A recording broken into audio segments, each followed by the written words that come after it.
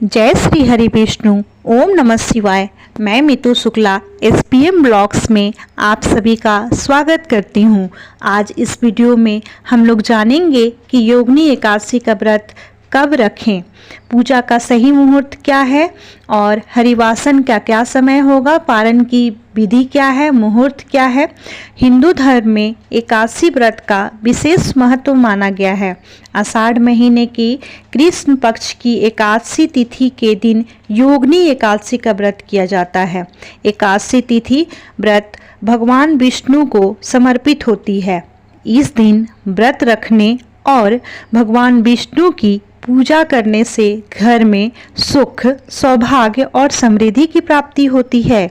योगिनी एकादशी का व्रत निर्जला एकादशी के बाद और देवशयनी एकादशी के पहले रखा जाता है। शास्त्रों की माने तो एकादशी व्रत रखने से व्यक्ति के जीवन में आ रही सभी परेशानियां दूर हो जाती हैं और व्यक्ति को पुण्य के बराबर फल प्राप्त होता है। मान्यता है कि योगिनी एकादशी के दिन भगवान विष्णु की उपासना और व्रत रखने से व्यक्ति को मृत्यु के बाद श्री हरि के चरणों में स्थान प्राप्त होता है। एकादशी व्रत का पारण अगले दिन द्वादशी तिथि के दिन किया जाता है। ऐसे में अगर आप योगिनी एकादशी का व्रत रखने जा रहे हैं तो मैं आपको बताती हूँ कि योगिनी एकादशी व्रत का पारण का समय और बहुत सारी जरूरी नियम हैं जो हमें एकादशी के दिन करना चाहिए। योगिनी एकादशी 2024 में व्रत पारण का समय कब है?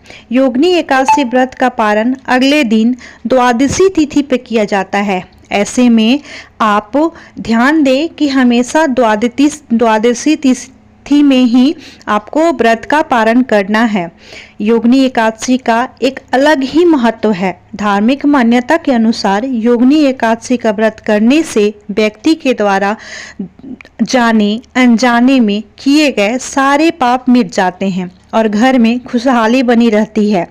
ऐसा कहा जाता है कि योगिनी एकादशी का व्रत करना 88,000 ब्राह्मणों को भोजन कराने के बराबर का फल देता है। योगिनी एकादशी के में पारण का भी एक विधि होता है। शास्त्रों के अनुसार एकादशी व्रत का पारण हरिवासर समय समाप्त होने के बाद ही करना चाहिए। एकादशी व्रत तोड़ने के लिए सबसे सही समय है प्रातः काल माना जाता है। जो लोग एकादशी का व्रत कर रहे हैं उन्हें मध्याह्न यानी दोपहर में कभी पारण नहीं करना चाहिए। अगर सुबह में ऐसा नहीं कर पाए तो दोपहर के बाद पारण नहीं करना चाहिए। एकादशी व्रत का पारण के समय भोजन में मूली, बैगन, साग, मसूर दाल, लहसुन या प्याज आदि का भूल कर भी इस्तेमाल न करें। एकादशी व्रत पारण का सात्विक भोजन से करें और उस भोजन में चावल को जरूर शामिल करें।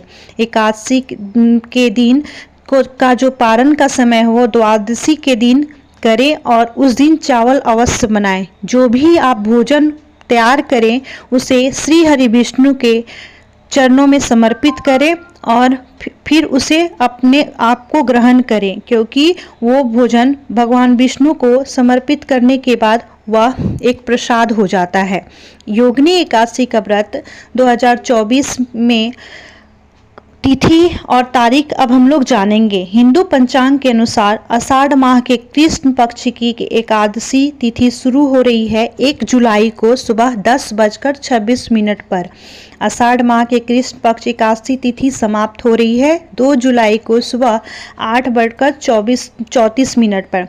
ऐसे में उदया तिथि को मानते हुए योगिनी एकादशी का व्रत 2 जुलाई 2024 को रखा जाएगा।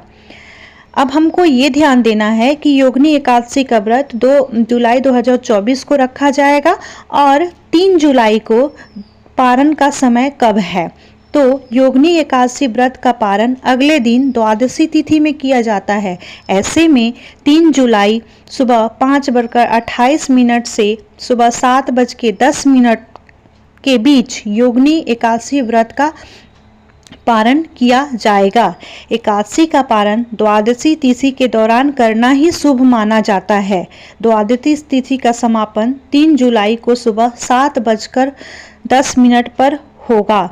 तो हम लोगों को क्या ध्यान देना है कि जब भी हम लोग एकादशी तिथि का पारण करें तो वो द्वादशी में ही कर लेना चाहिए।